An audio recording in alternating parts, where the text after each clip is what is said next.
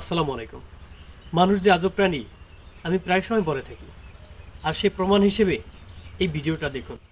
আমার কষ্টের কথা কই না, এডি হইছে কাকা। আমি মানুষের হাতে পাও ধরলাম, বাসের মধ্যে উঠে পাও ধরে ভিক্ষা চাই। সবাই দেয়, ভিক্ষা দেয়, ভালো মতো দেয়। একজন আজকে একটা সোবার মারছে, খালি একটা মুরগি চাইছি দেখতে। কেটা পারছে? একটা হুন্ডালে একটা সারে ভাই, ওনাকে টাকা দিছে অনেক কষ্ট তোমার করে। এখন আছে কে?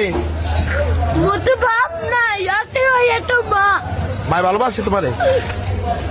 মাই বিষ্ণুর বইরে রয়েছে কাকা। মা যদি ভালো না বাসতে ওই দিনে আমি হালাইয়ে তুই আর একটা বিয়ে করতে হেলে মায়ের গর্ব ছিলাম, হেলে একটার বড় করতে না।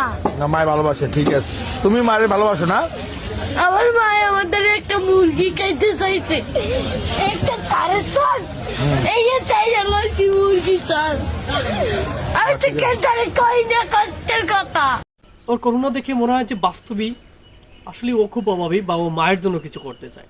বিশেষ করে যারা মা পাগল ছেলে আমার মতো মাকে খুব ভালোবাসে, তারা ইমোশনাল না হয় কোনো উপায়ন্তর নাই। সত্যিকার অর্থে মানুষ বহুরূপী, নানান রূপ ধরতে পারে, যা এই ভিডিও থেকে প্রমাণিত। এই ছেলেটার অভিনয় দেখলে বাস্তব না অভিনয় সেটাই বলা যাচ্ছে না। অ্যাকচুয়ালি ছেলেটার অভিনয়ে আমি অবাক না, অবাক এই জন্য, এরকম যদি হয় তাহলে আসলে মানুষ সত্যিকারের ক্ষুধার্তকে খুঁজে পাবে না। এই ছেলেটা নেশা করে, আর সেই নেশার টাকা সংগ্রহ করতে ওনাকে এভাবে ভিক্ষা করে। ওর ভিক্ষার ধরনটা আর ওর কথা বলার ধরনটা কখনোই বোঝা সম্ভব না ছেলেটা ভিক্ষার জন্য এভাবে করুণা করে। সর্বশেষ এইটাই বলবো, হাজারো খারাপের বীজে ভালো খুঁজতে হবে।